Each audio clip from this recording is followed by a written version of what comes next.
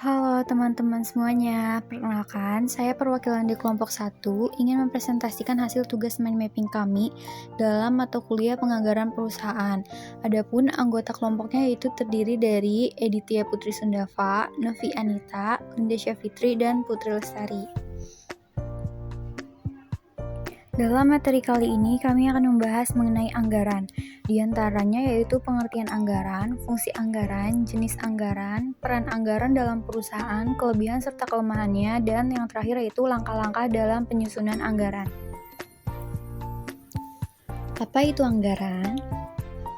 Anggaran atau budget merupakan suatu pendekatan yang formal dan sistematis daripada pelaksanaan tanggung jawab manajemen di dalam perencanaan, koordinasi, dan pengawasan.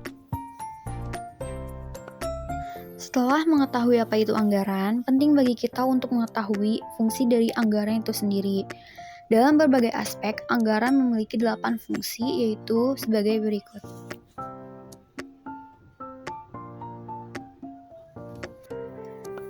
Fungsi yang pertama yaitu anggaran sebagai alat perencanaan, anggaran sebagai alat pengendalian, anggaran sebagai alat kebijakan fiskal, anggaran sebagai alat politik, anggaran sebagai alat koordinasi dan komunikasi, anggaran sebagai alat penilaian kinerja, anggaran sebagai alat motivasi, dan yang terakhir yaitu anggaran sebagai alat untuk menciptakan ruang publik.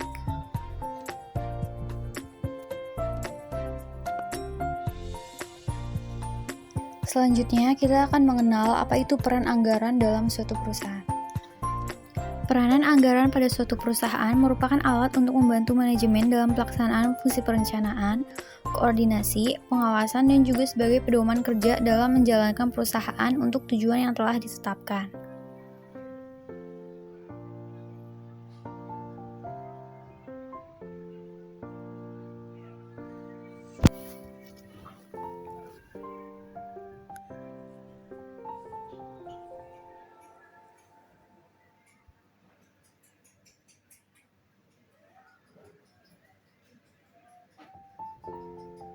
Selanjutnya yaitu kita akan mengetahui apa saja jenis-jenis anggaran. Yang pertama yaitu ada anggaran penjualan. Anggaran ini dibuat untuk memprediksi penjualan di masa depan yang berisi tentang rencana jenis-jenis barang yang ingin dijual, harga, jumlah, waktu, serta tempat penjualan itu sendiri. Yang kedua yaitu ada anggaran produksi. Anggaran ini berisi tentang semua rencana unit perusahaan yang akan diproduksi selama periode anggaran. Yang ketiga yaitu ada anggaran biaya produksi.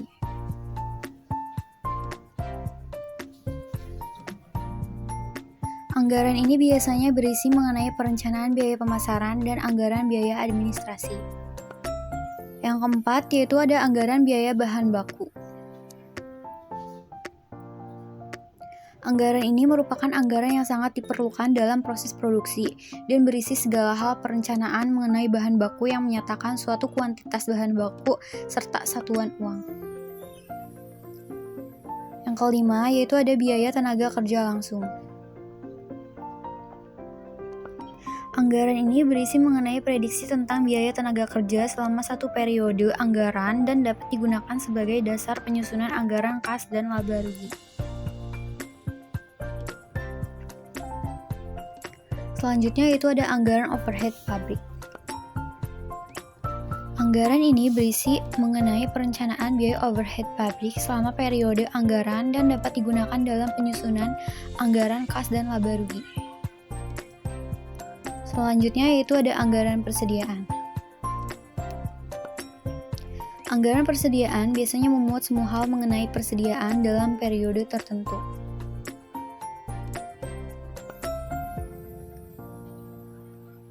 Anggaran program.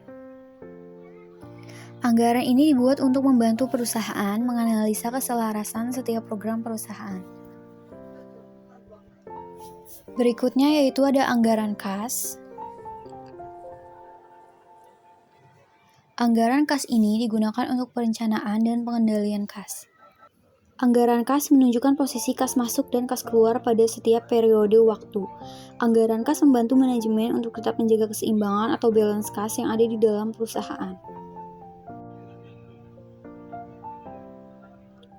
Selanjutnya itu ada anggaran laba rugi. Anggaran yang melaporkan seluruh proyeksi penerimaan dan pengeluaran untuk jangka waktu anggaran tertentu untuk menunjukkan proyeksi penerimaan atau pendapatan yang akan diterima oleh perusahaan. Yang terakhir yaitu ada anggaran neraca. Anggaran ini merencanakan keadaan keuangan perusahaan pada suatu periode. Dalam anggaran ini, jumlah kekayaan terlihat pada bagian aktiva, sedangkan jumlah utang terlihat pada bagian pasiva. Anggaran ini dibuat berdasarkan hasil dari anggaran kas dan anggaran laba rugi. Berikutnya yaitu ada kelebihan dan kelemahan anggaran. Anggaran memiliki beberapa kelebihan. Salah satunya yaitu hasil yang diharapkan dari suatu rencana tertentu dapat diproyeksi sebelum rencana tersebut dilaksanakan. Bagi manajemen, hasil proyeksi ini menciptakan peluang untuk memilih rencana yang paling menguntungkan untuk dilaksanakan.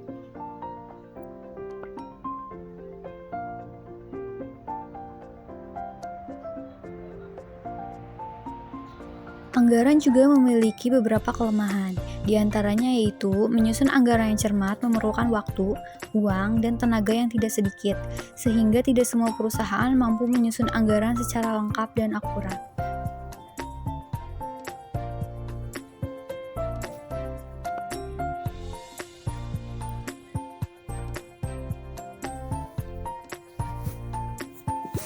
Yang terakhir yaitu langkah-langkah dalam menyusun sebuah anggaran.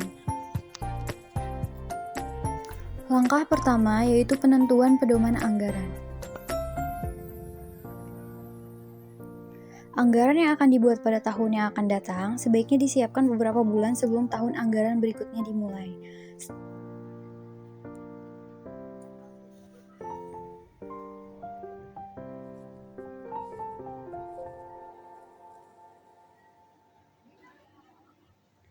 Yang kedua yaitu persiapan anggaran. Dalam persiapan anggaran, bagian-bagian terkait dengan anggaran mengadakan rapat untuk membuat suatu anggaran. Dalam pembuatan suatu anggaran, ditentukan juga ramalan penjualan. Setelah itu, penyusunan ramalan penjualan bagian pemasaran bekerja sama dengan manajer umum dan manajer keuangan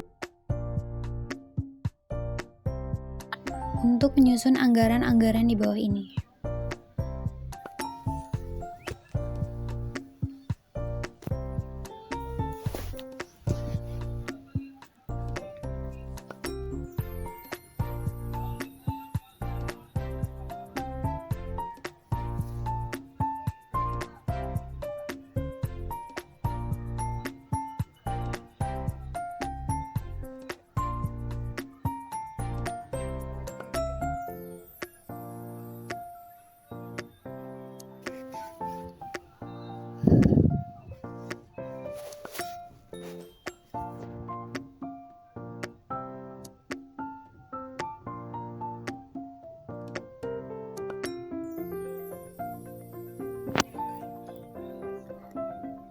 Selanjutnya yaitu ada penentuan anggaran.